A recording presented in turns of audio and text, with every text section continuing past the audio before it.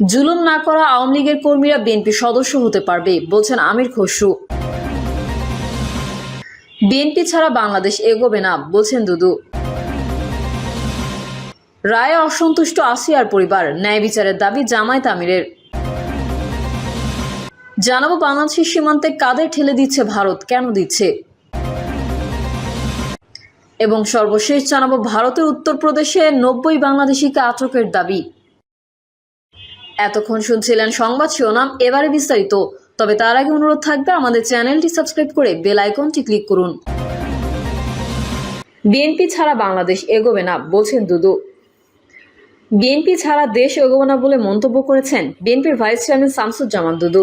দুদু বলেন, অনেকেই বিএনপির নামে গীবত গাচ্ছে, কিন্তু বিএনপি ছাড়া বাংলাদেশ এগোবে না। বিএনপি ছাড়া বাংলাদেশের গণতন্ত্র সমৃদ্ধ করা যাবে না। 16 থেকে 17 বছর ধরে বিএনপি যত মামলার শিকার হয়েছে, পৃথিবীতে আর কোনো সংগঠন এরকম মামলার শিকার হয়নি। দেশনেত্রী খালেদা জিয়ার নামে মিথ্যা মামলা, তথাকথিত বিচারের নামে সাজা দেওয়া হয়েছিল। 6 বছর তাকে জেলে থাকতে হয়েছে। তিনি বাংলাদেশের প্রথম নারী প্রধানমন্ত্রী।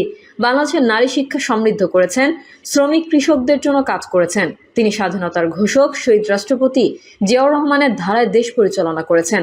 শহীদ জিয়া আমাদের অহংকার, বেগম জিয়াও আমাদের অহংকার। ফ্যাসিস্ট হাসিনা। জুলুম না করা আওয়ামী লীগের কর্মীরা বিএনপির সদস্য হতে পারবে বলছেন আমির খসরু। আওয়ামী লীগের চিহ্নিত দোসররা বিএনপির সদস্য হতে পারবে না। তবে যারা বিএনপির কার্যক্রমে বাধা দেয়নি, হয়রানি করেনি কিংবা পরোক্ষভাবে সহযোগিতা করেছে, তারা চাইলে বিএনপির সদস্য হতে পারবে বলে জানিয়েছেন দলটির স্থায়ী কমিটির সদস্য আমির খসরু মাহমুদ চৌধুরী। আমির খসরু বলেন, দেশের বৃহত্তর অংশকে বিএনপির সদস্য করতে হবে। তবে সমাজের অগ্রহণযোগ্য ব্যক্তি, চাঁদাবাজ, দুর্নীতিবাজদের সদস্য কার্যক্রমের বাইরে রাখার চেষ্টা করতে হবে। এ সময় সদস্য কার্যক্রম দৃশ্যমান করার কথাও বলেন তিনি।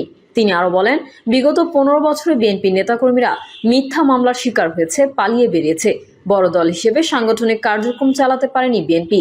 এজন্য দলের সাংগঠনিক কার্যক্রমকে শক্তিশালী করতে হবে। বিএনপি ছাড়া বাংলাদেশ এগোবে না বলছেন দুদু। বিএনপি ছাড়া দেশ এগোবে না বলে মন্তব্য করেছেন বিএনপির ভাইস চেয়ারম্যান শামসুজ্জামান দুদু। দুদু বলেন, অনেকেই বিএনপির নামে গীবত গাচ্ছে, কিন্তু বিএনপি ছাড়া বাংলাদেশ এগোবে না। বিএনপি ছাড়া বাংলাদেশের গণতন্ত্র সমৃদ্ধ করা যাবে না। 16 থেকে 17 বছর ধরে বিএনপি যত মামলার শিকার হয়েছে, পৃথিবীতে আর কোনো সংগঠন এরকম মামলার শিকার হয়নি। দেশনেত্রী খালেদা জিয়ার নামে মিথ্যা মামলা, তথাকথিত বিচারের নামে সাজা দেওয়া হয়েছিল। 6 বছর তাকে জেলে থাকতে হয়েছে। তিনি বাংলাদেশের প্রথম নারী প্রধানমন্ত্রী।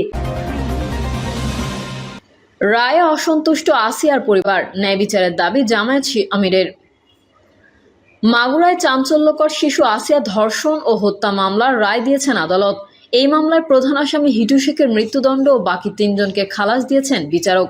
অভিযোগ গঠন বা বিচার শুরুর 21 দিনের মাথায় আলোচিত এই মামলার বিচার কার্যক্রম শেষ হওয়ায় অনেকে এটিকে বিচার বিভাগের একটি বড় সাফল্য হিসেবে দেখছেন। তবে এই রায়ে অসন্তুষ্টি প্রকাশ করেছে আসিয়ার পরিবার। তারা উচ্চ আদালতে যাওয়ার কথা জানিয়েছেন। এদিকে রায় নিয়ে আসিয়ার পরিবারের এমন অসন্তুষ্টির বিষয়টি ভেবে দেখে ন্যায় বিচার নিশ্চিতের দাবি জানিয়েছেন জামায়াত ইসলামের আমির ডক্টর শফিকুর রহমান। শনিবার সামাজিক যোগাযোগ মাধ্যম ফেসবুকে দেওয়া এক পোস্টে জামায়াত আমির বলেছেন, মাগুরার নির্যাতিত ও নিহত ছোট্ট মেয়ে আসিয়ার হত্যাকাণ্ডের বিচারে 2 মাসের মধ্যে সম্পন্ন হলো এবং রায়ও ঘোষণা হলো। কিন্তু রায় প্রকাশের পর আসিয়ার পরিবার রায়ে অসন্তুষ্টি প্রকাশ করেছে এবং উচ্চ আদালতে যাওয়ার ঘোষণা দিয়েছে। বিষয়টি ভেবে দেখার মতো, ন্যায় বিচার নিশ্চিত হোক। তিনি লিখেছেন, খুনির শাস্তি নিশ্চিত হওয়ার অপেক্ষায় বাংলাদেশের আপামর জনগণ। দ্রুত সময়ে শাস্তি নিশ্চিত হলে লম্পটদের জন্য এটি হবে এক দৃষ্টান্তমূলক উদাহরণ।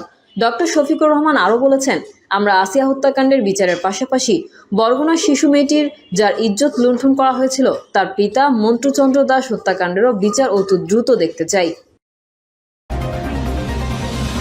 বাংলাদেশের সীমান্তে কাদের ঠেলে দিচ্ছে ভারত, কেন দিচ্ছে? ভারতে অবৈধভাবে বসবাসকারী বাংলাদেশি সন্দেহে ধরপাকড় শুরু হওয়ার পর থেকে বাংলাদেশে পুশব্যাক করে দেওয়ার বেশ কয়েকটি ঘটনা সামনে এসেছে। ভারতের দিক থেকে যেটা পুশব্যাক, বাংলাদেশের চোখে সেটাই পুশিন।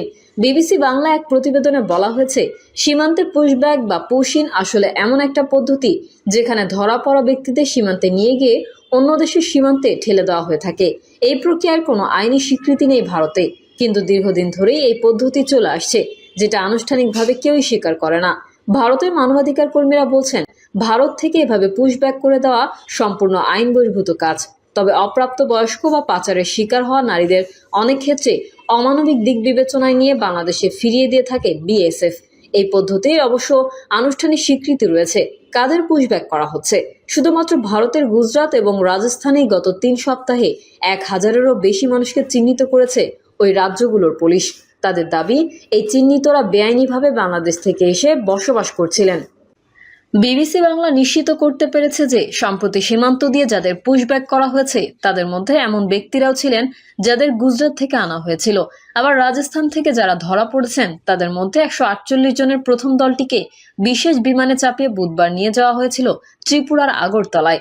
বৃহস্পতিবার রাতে ব্রাহ্মণবাড়িয়ার বিজয়নগর সীমান্তে যে পুশব্যাকের চেষ্টা হয়েছিল তাদের মধ্যে কেউ রাজস্থানে ধরা পড়া কথিত বাংলাদেশি কিনা তা নিশ্চিত করা যায়নি। গুজরাট ও রাজস্থান দুই রাজ্যের পুলিশই জানিয়েছে যে বাংলাদেশের যেসব নাগরিকের পরিচয় তারা নিশ্চিত করতে পেরেছেন তাদের সকলকেই ফেরত পাঠানো হবে। উড়িষ্যা সহ অন্য কয়েকটি রাজ্যেও বাংলাদেশের এমন নাগরিকদের ধরা হচ্ছে যারা পুলিশের কথায় অনুপ্রবেশকারী। অবৈধ বিদেশিদের জন্য আইনে কি আছে?